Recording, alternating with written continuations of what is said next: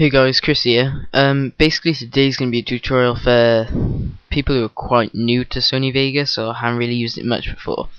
And it's basically going to show you some keyframing, how to do that, because even though most of you will probably think, yeah, what's so good about keyframing, it's easy. A lot of people, it's surprising, a lot of people don't actually know how to do it.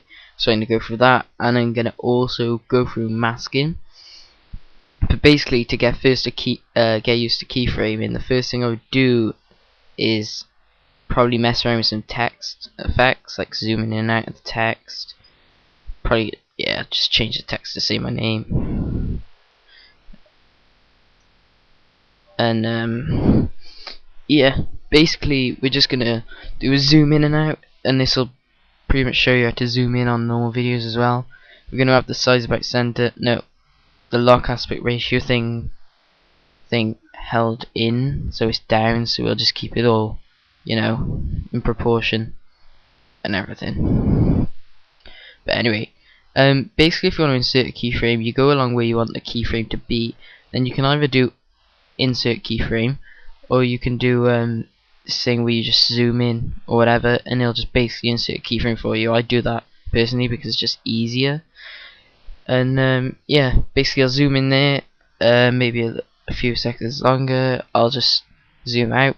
By doing zoom out, you can either zoom out like that, dragging it, or you can just right click and press restore, and that'll basically fit it back to the whole screen.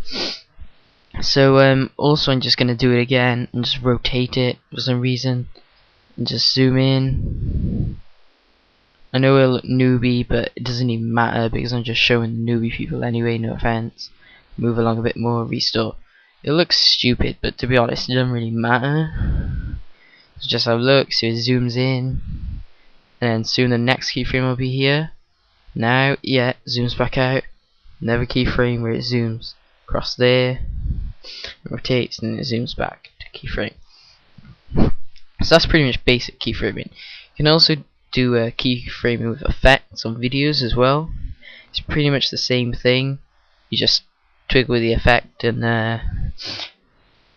along the timeline at the bottom there's another one of these with that. Whoops. There's one of these tracks. There's even on the text things, and there's keyframes for those two. So, but now I'm just going to show you a bit of masking. Masking, it is pretty easy, but it can get complicated sometimes. Like if you're gonna do a pretty, you know, crazy keyframe with masks, and it'll follow the video chat, which takes quite a long time.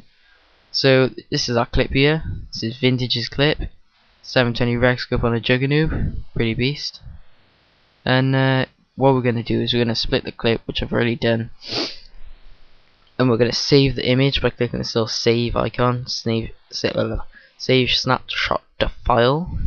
Just going to call it image 1 because I don't really care, because I'm a badass. And it'll appear in the project media, so just going to move that along, drag it in, drag it down a bit to a few seconds long. 2 seconds, that should do. And yeah. Now we're going to insert a new video track. We're going to basically copy and paste everything that's on there. Control and C into this layer, Control and V. Okay, maybe I didn't go into that layer, but oh my god, hate when that happens.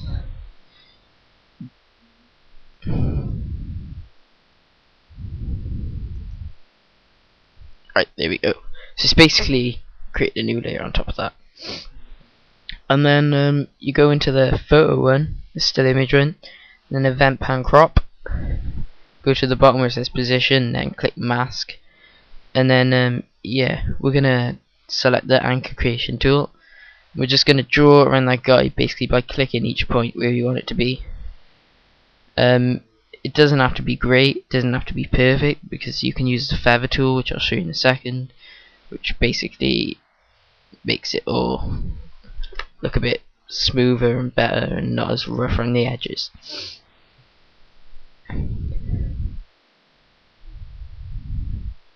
Masking's like probably one of the best features about Vegas, because you can't do it in all editing software. Like definitely in Pinnacle you cannot do it. and even if you could do it in Pinnacle, it'd probably look pretty bad. So then we're going to go feather type bow, sorry, and I'm just going to put it to about 2 because the masking wasn't terrible, it just wasn't awesome. And what we're going to do here is we're going to sort of use what we did before to you know, sort of twist in with this. So I'm probably going to go Gaussian blur in video effects, and then go into reset to none. Sorry, drag that into the bottom layer. So far it's nothing. So then we're going to go along a couple of seconds, and then we're going to insert a keyframe and just put these both up a bit. Yeah, and then just going to keep it. So new keyframe, and then put it back. There's nothing. Nope, sorry. Cancel both of that. If I can undo it, which I can't, it's just gonna get these properties again. 0.173. Just gonna copy paste it. Sorry. Move it along a tiny little bit. Then insert the keyframe. Then I'm gonna bring it down to nothing. So if you look at this now, you'll see do the 720. Pause. You see the guy. It just does that. That was a bit sloppy, but it didn't really matter. I'll just change it. So yeah, it does matter. Sorry, I'm a noob. Move that end one to the end. Sorry, yeah. So we're gonna watch it again. 720. See the thing freeze. That all goes off. Then it carries on. So yeah, it's pretty much basic masking. You can also do masking using glows and stuff, and just experiment. It'll look pretty good. And yeah, comment, rate, subscribe.